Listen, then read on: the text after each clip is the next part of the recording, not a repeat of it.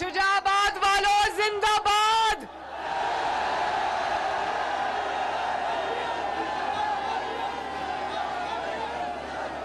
शुजाबाद वालों मी को दसो तुसा ठीक हो?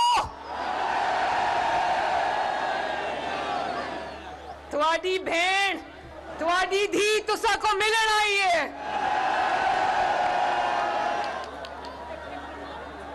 बहुत बहुत शुक्रिया, आपकी मोहब्बत का शुक्रिया शुजाबाद वालों।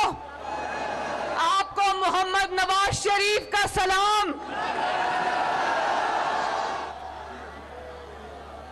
शुजाबाद वालों, मैं पहली बार शुजाबाद आई हूं, लेकिन ये जावेद अली शाह साहब कह रहे हैं मोहम्मद नवाज शरीफ साहब 7 बार शुजाबाद आए थे। और मुझे याद है 12 अक्टूबर 1999 जिस दिन मुशर्रफ ने पाकिस्तान पे शब खून मारा था, उस दिन भी नवाज शरीफ साहब शुजाबाद में आपकी खिदमत में हाजिर थे। आप में से तो ज्यादा तादाद नौजवानों की है माशाल्लाह। जावेद अली शाह साहब कह रहे हैं हाथ खड़ा कराएं। जो 25 साल से कम उम्र है वो हाथ खड़ा करें। छोटा नहीं बनना, जो 25 साल के वो जरा हाथ खड़ा करें। चलो, जो जरा 35 साल के लगभग है वो हाथ खड़ा करें। और 40 साल से ऊपर कौन कौन है वो भी हाथ खड़ा करें। भाई 25 पे भी हाथ खड़े हैं, 35 पे भी खड़े हैं, 40 पे भी खड़े हैं।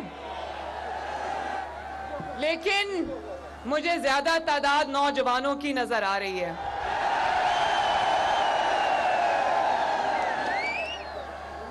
मेरे नौजवानों, आप पाकिस्तान का मुस्तकबिल हो, इसलिए मैं चल के आपके पास आई हूं। आप में से कुछ ऐसे हैं जो 1999 में पैदा नहीं हुए, कुछ छोटे थे, कुछ बुजुर्ग हैं जिनको याद होगा कि नवाज शरीफ साहब 12 अक्टूबर को जब उनकी हुकूमत उनसे छीनी गई तो नवाज शरीफ साहब शुजाबाद में थे।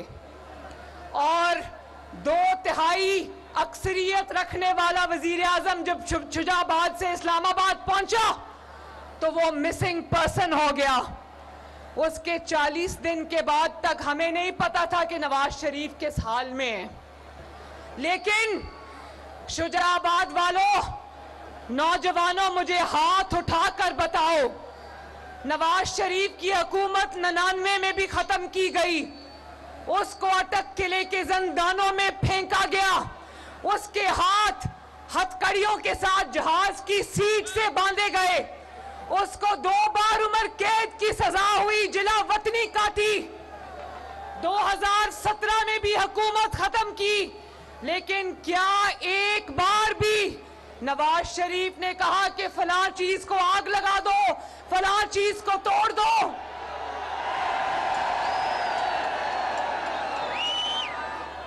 कभी एक बार आपकी क़यादत ने कहा कि पत्थर मारो और शीशा तोड़ दो? क्या आपकी क़यादत ने कहा कि अपने मुल्क को जला डालो? जो मुल्क बनाता हो, जो एक एक ईंट जोड़ के मुल्क बनाता हो, वो मुल्क जला सकता है? दर्द तो उसी को होगा ना जो इस मिट्टी का बेटा है, जिसने एक एक ईंट करके इस मुल्क को तामीर किया है। उसी को इस मुल्क का दर्द होगा ना। और बड़ी दफा जुल्म का मुकाबला किया, लेकिन घेराव, जलाओ, इंतशार की तरगीब नहीं दी। यही कहा कि ये मुल्क आपका है, आपको इसकी हिफाजत करनी है, आपको इसको संवारना है। जमहूरी जिद्दोजहद से जुल्म का, इंतकाम का सामना किया और अल्लाह ताला के फजलो करम से बार बार छीनी हुई हुकूमत वापस छीनी। अब भी ऐसा ही होगा इंशाअल्लाह ताला।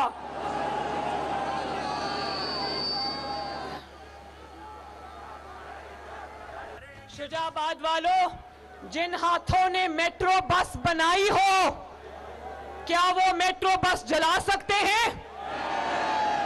जिन हाथों ने एक्सप्रेसवेज, मोटरवेज, सड़कें तामीर की हो, वो सड़कें तोड़ सकते हैं? जिन्होंने अपने हाथों से दहशतगर्दी खत्म की हो, वो दहशतगर्दी कर सकते हैं इस मुल्क के साथ? जिन्होंने अपने हाथों से अस्पताल तामीर किए हो, कॉलेजेस, स्कूल तामीर किए हो, वो उनको आग लगा सकते हैं? जो हाथ ये मुल्क तामीर कर सकते हैं, वो हाथ ये मुल्क नहीं तोड़ सकते। और याद रखो, वो हाथ इस मुल्क को तोड़ने वालों को तोड़ देंगे इंशाअल्लाह ताला।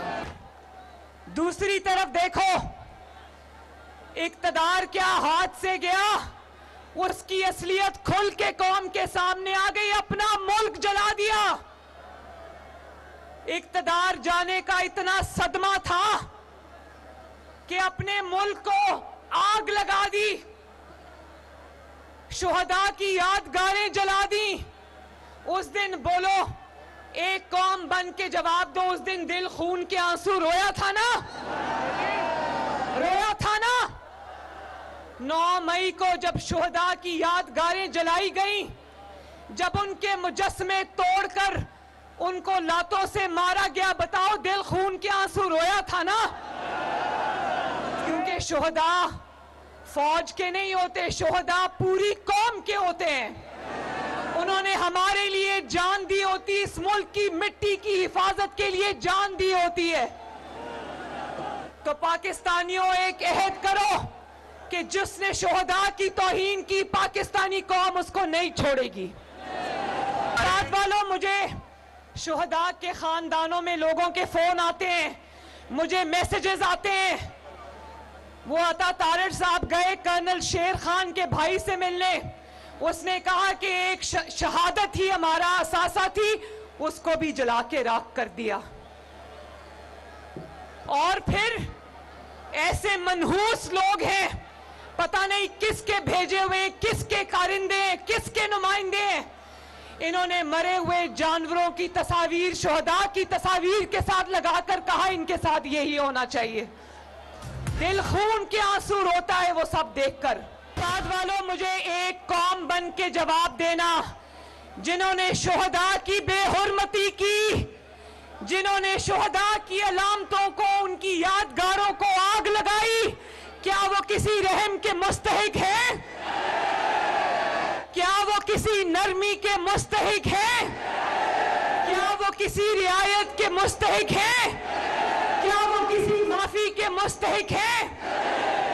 वो ना किसी रियायत के मुस्तहिक है, ना किसी रहम के मुस्तहिक है, ना किसी माफी के मुस्तहिक है।